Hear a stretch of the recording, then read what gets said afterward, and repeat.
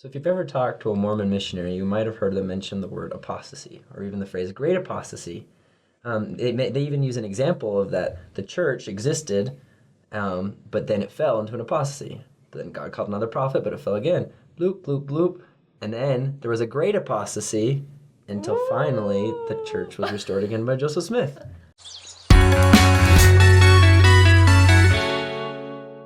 You might have seen this, and you might have been like, what the bananas are you talking about? Michigan. And what? Wait, Michigan? I'm from Michigan. This is what you do. And you say, I'm from right there. Okay, so when you hear the word apostasy, it could mean a couple of different things, because sometimes we'll say like, oh, what you're saying is just pure apostasy. Or you're an apostate. Or you're an apostate. A blasphemous person. The common thing is that it's not, when you call someone apostate, you're saying that they are deviating from the teachings of Christ or the gospel. Now, when you look at an apostasy as an event in history, what is happening is the authority, the priesthood authority, which is the God-given authority. God gives authority to man, called the priesthood, to establish his church and to effectuate. Do you like that word?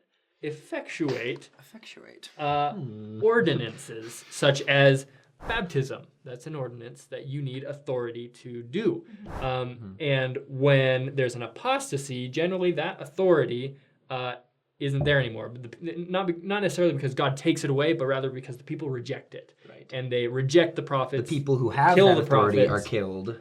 Right. You know, and they don't pass it on to anyone else. The organization of the church is lost. Yeah, right. And that's what happened with what we call the Great Apostasy, which was the longest apostasy, and that is right after Christ died. Obviously, he had organized his church while he was on the earth, but when he was gone, it was up to his apostles to continue that. And it kind of just went downhill. The apostles were killed off, and the church just was, like, it went crazy. That's what happened. Fun fact, I just have articles that come to my head, but I did an article on how all the 12 apostles died, and we'll put a bloop right there for you to look at it. Bloop. But it's awful. Like, people are getting sawed in half. Right. Yeah. People are getting speared. Crucified upside down. Heads chopped off. I didn't hear about that. Yeah. It's bad. And Peter was crucified. Well, they were going to crucify him, but then he felt bad for being killed in the same way Christ was, so he said, flip me upside down. And they did. But Sad. anyways, Anyway, all of that being evidence of Christ's church just falling apart. I like to look at it as a mirror. Like, imagine a mirror. Christ comes and establishes his church, which we're going to like unto a mirror. When Christ dies and his apostles die, imagine that mirror just dropping off the wall and shattering. And his teachings and the truths of the gospel just splinter, and anyone left that wants truth is just scrambling to pick up what they can. But they don't have the whole mirror. Right. And so you get a lot of people who are organizing their own religions based off of the truths that they were able to grab onto, you know? Exactly. And emphasis on the fact that these are truths. Right. Like, these are people who are holding on to teachings of Christ, which are, like, parts of the gospel. Right. You know? And so there's a lot of good going on after the death of Christ. Yeah. It's right. not all bad, but the organization of the church with 12 apostles, you know, with a prophet who received direct revelation from God, with the priesthood authority and the keys to effectuate these ordinances, all of that has been lost.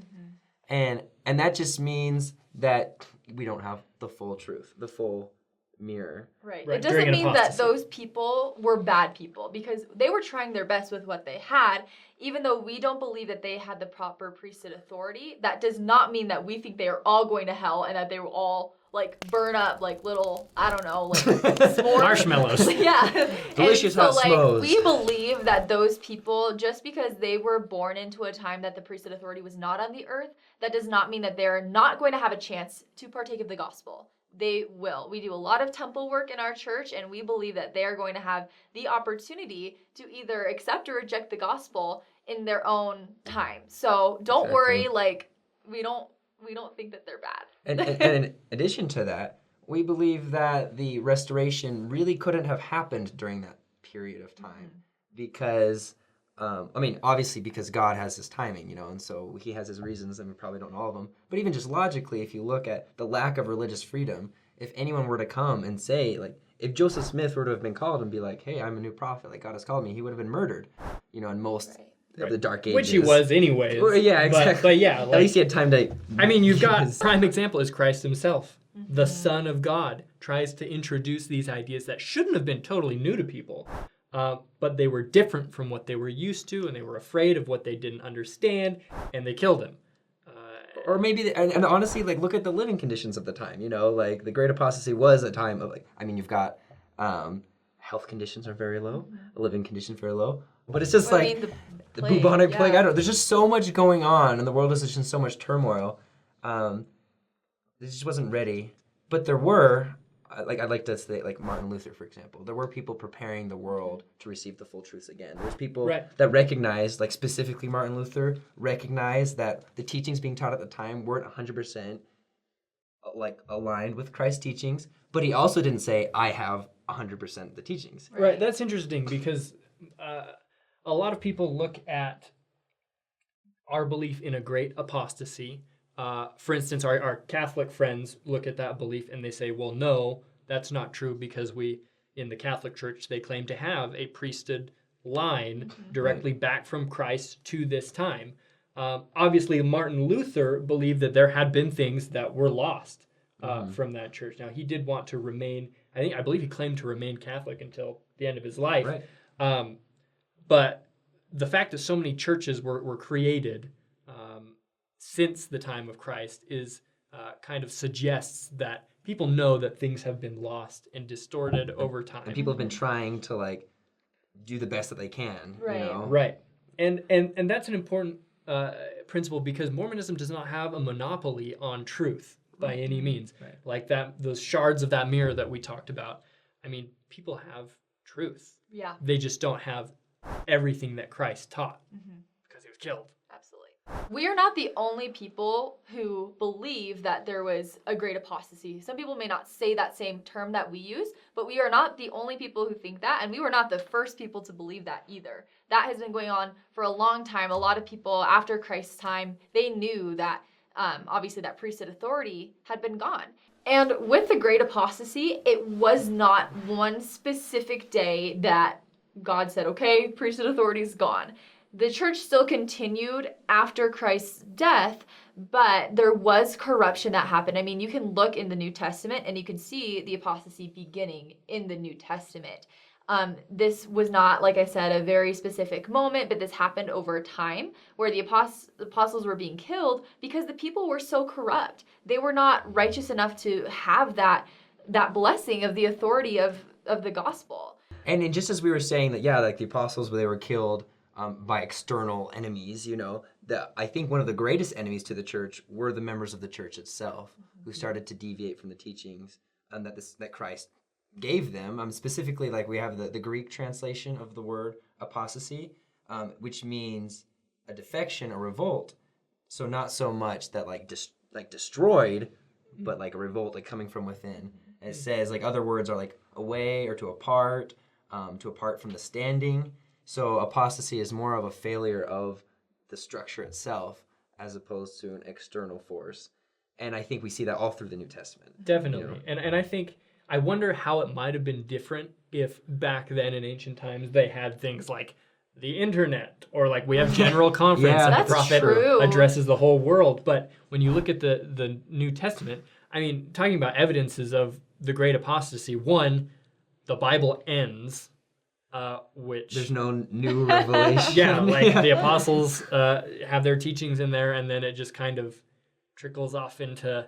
There's a letter here or there that like gets added and in. The letters that Paul writes to the Corinthians or the Galatians, he's answering so many questions and he's trying to correct so many doctrines that people are pretty misconstruing. Harsh too. Right. Right. And he's talking about, false apostles and he's almost threatening the members like you guys need to clear up these doctrinal issues or I need to not be teaching you guys because you're screwing things up. Stop it. Stop doing it. Get it together. But you look at the letters and you see the apostasy happening before their eyes. Mm-hmm. And so it's no wonder that eventually it kind of encompasses the world. And so that's what we call the Great Apostasy. Not these little apostasies, but the Great And Apostasy. this is what we call Michigan. But wonderful, cool thing is that the Great Apostasy was the last. Yeah. It's done, and we will never have another I know. apostasy again. We're the last now, dispensation. It's just up to us to hold on Right. until the very end, because we've got the truth until the end of days, until Christ comes. So, And not just the truth. We've got the truth that Christ taught. I thought you said full mirror. Full mirror. oh, the full word. mirror. I was like, you guys are throwing these mirror. words out of your butt. I don't even know what you're talking full about mirror. anymore. Peninsula. So remember to like, comment, and subscribe. If you have any questions, you can ask Mimi. She loves answering questions. If you have questions for clearly David, am not the one. I don't know if he's really. I don't. think Yeah, I like David's really- questions as long as Okay, he you likes know, questions too. you play nice.